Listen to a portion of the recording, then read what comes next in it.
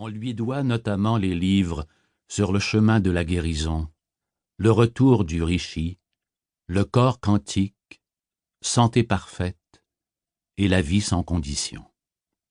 De tout temps, l'humanité s'est posé des questions fondamentales, telles que qui sommes-nous? D'où venons-nous? Que se passe-t-il une fois que nous mourrons? Quelle est la nature fondamentale de la réalité et de ce monde? Et quelle en est la signification? Les réponses à ces questions éternelles ont toujours été données en termes de philosophie universelle. Dans cet enregistrement, intitulé « S'échapper de la prison de l'intellect, un voyage d'ici à ici », le docteur Chopra fait le lien entre ces questions cruciales et le sens de notre propre vie.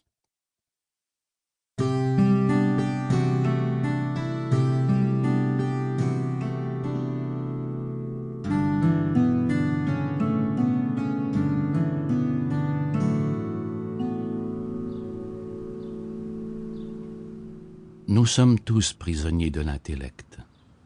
Avec son système de pensée rationnelle structuré par le langage, l'intellect nous offre une organisation logique qui permet de justifier notre représentation de la réalité. Cette représentation est basée sur une superstition, celle du matérialisme. Ce dernier affirme que l'expérience sensorielle est le test de réalité déterminant. Ce qui existe, c'est ce que l'on peut voir avec ses yeux, toucher avec ses mains, sentir et goûter. Si cela n'est pas perceptible par nos sens, alors cela n'existe pas. Ce système de pensée fait de nous des prisonniers. Il sépare celui qui voit de ce qui est vu, l'observateur de ce qui est observé. Si nous pouvions véritablement comprendre que cette séparation entre celui qui voit ou le fait de voir et la vision ou ce qui est vu, cette séparation est entièrement artificielle.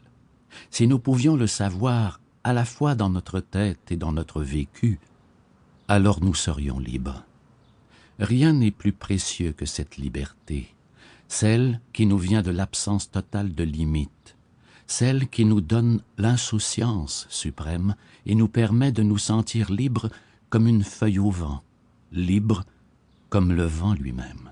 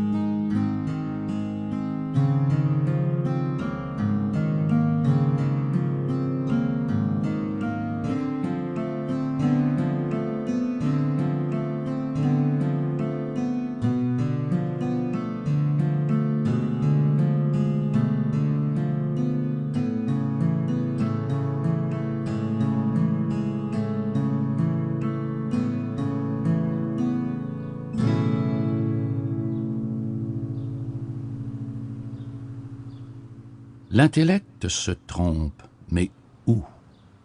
Que fait-il donc pour nous emprisonner? L'intellect nous enferme dans une cage constituée d'images fictives. Voici en 2 mots son erreur. Il prend les images de la réalité pour la réalité elle-même. Il confond la carte et le territoire. Et nous perdons de ce fait le contact avec la nature véritable de la réalité qui n'est autre que nous-mêmes. Nous nous retrouvons enfermés dans un tissu étouffant d'espace, de temps et de causalité, coincés dans le volume limité d'un corps. Para seguir escuchando este audiolibro gratuitamente, haz clic en el enlace de la descripción y podrás escucharlo completo sin coste gracias a la prueba de 30 días de Audible.